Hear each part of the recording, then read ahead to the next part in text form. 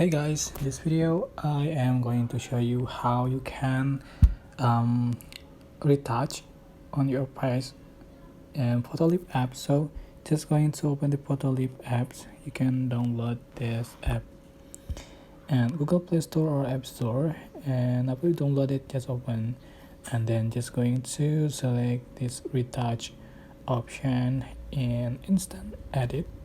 Just tap on it and then click start. Select photo you want to edit, so you can select auto retouch.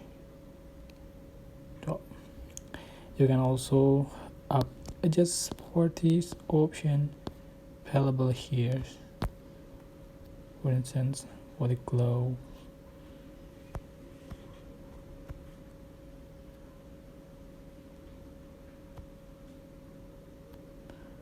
For the matte.